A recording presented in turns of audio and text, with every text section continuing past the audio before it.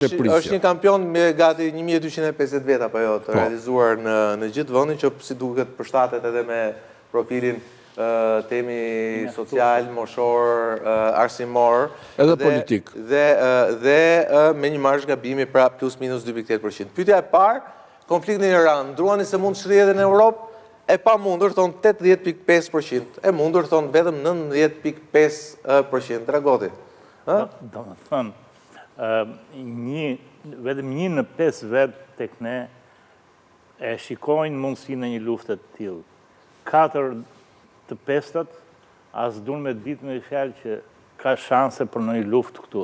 Njerëzit janë rehat sepse e mendojnë veten larg Iranit, e mendojnë që neve s'kemi ndonjë rol në zhvillimin botëror si Shqipëri, si vend, edhe pak a shumë e kanë parasysh që lufta nuk ka që bën ke neve, as pasuri, as popullsi, as status politik në botë. Nuk kemi pasur dhe nuk kemi.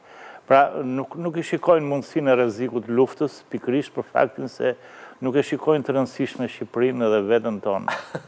Okej, lexova subkosh që thon direkt. Megjithatë Lami duhet të thonë që ne nuk është se nuk kemi të përfshirë. Raketat për herë dytë kanë mbritur sot në Turqi, një vend antar i NATO-s, artikulli 5. Ne jemi vend antar i NATO-s dhe ne do na duhet të përfshihemi nesër pas nesër. Por nga ana tjetër, pas Izraelit dhe Shtetet e Bashkuara, ne jemi vendi më në konflikt me Iranin, duhet të thonë.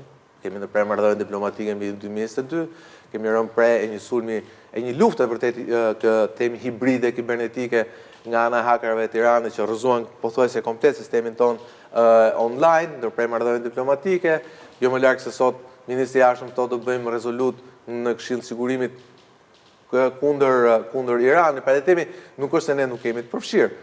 Ose më saktë, jemi të përfshirë politikisht, jemi të përfshirë nga pikpamja e institucioneve, autoriteteve, por njerëzit duket që janë pak të shkëputur. Pra duhet të ishte pak më e lartë në asaj që ta Zalosha, duhet të ishte pak më e lartë. Unë e prisja goxha më të lartë. E vërtet është, po njerëzit ndoshta nuk arrin ose kur janë pyetur kanë pasur në konsiderat ndoshta aspektin ushtarak. Është vërtet që në aspektin ushtarak potenciali i përfshirjes si vende si Shqipëria apo edhe Europa është shumë i ulët. Por nëse do të shikosh në aspektin indirekt shtrijes konfliktit, atëherë futesh në një analizë shumë të strukturuar të natyrës ekonomike, siç e përmendëm, ku impaktohet ekonomia për shkak të konfliktit atje, se mjafton na shërbej precedenti i Ukrainës për ta kuptuar dhe për ta konfirmuar këtë gjë.